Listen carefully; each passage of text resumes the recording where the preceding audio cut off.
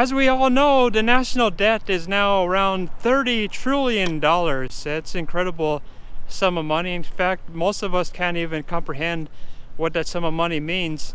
But what we do know is that everybody knows that long term it means that the dollars you have in your pocket are worth less and less because the government has to print more of those dollars in order to pay back old debts.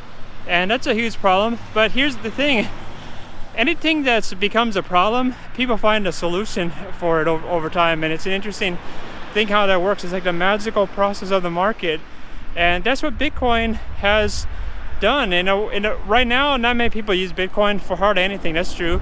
Although you might be able to buy Tesla, the actual car, in the future with Bitcoin possibly. And there are a lot of shops on the internet that now take Bitcoin. So it shows you that there's an infrastructure that's starting to take place where Bitcoin is now a method of payment. Now, the interesting thing that will happen is that what happens if one day people say, I don't want to even get paid in the dollar. I don't want this currency anymore.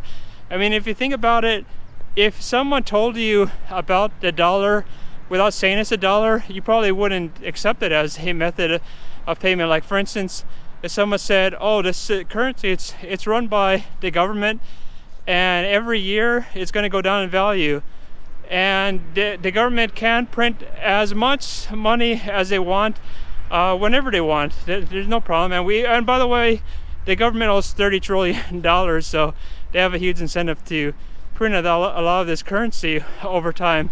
Well, you probably would say, well, that sounds a little bit like Venezuela or China or some place that doesn't really have good money practices, to put it mildly.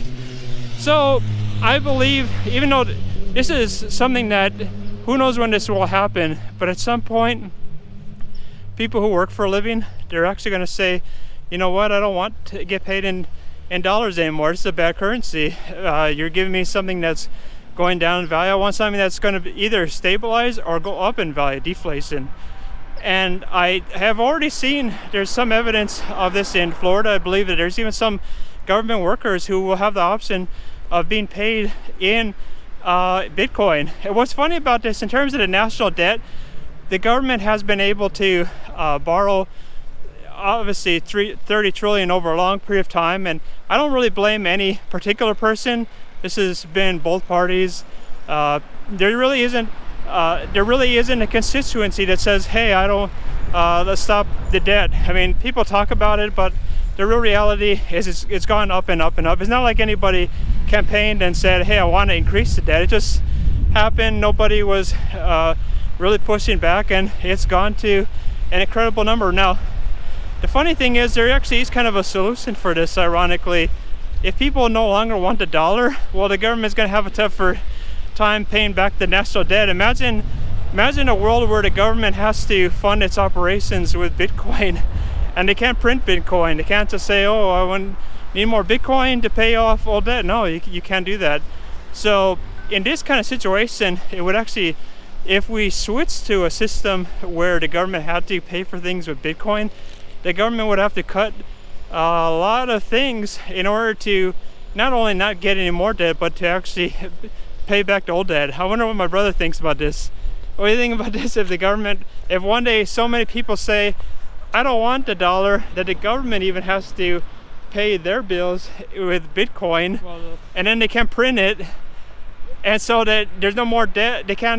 They would have to pay the $30 trillion with Bitcoin somehow. That would be hard. I think there would have to be competitors like Ethereum or something that can handle a lot of transactions faster, because Bitcoin is not really able to handle that kind of volume. If they, well, that's true, but it would make the value of Bitcoin probably go into the tens of millions of dollars value if they had to do it. Oh, I know, but wouldn't it be hard for the government to get into more debt if they had to pay things back in Bitcoin, because they don't control that. They can't just say, oh, correct. I want to print 10 trillion Bitcoin or something like that. That doesn't work. They're probably not going to be doing that any time. No, but it will happen naturally. People say, I don't want the dollar. If people just refuse it, then the dollar only works because people accept it. If people don't accept it, then it's no longer, it doesn't mean anything. Even if the government says, oh, use this So it's an interesting thing to consider that. Well, Jim Rogers says that the government has the guns, so they get you to use the dollar.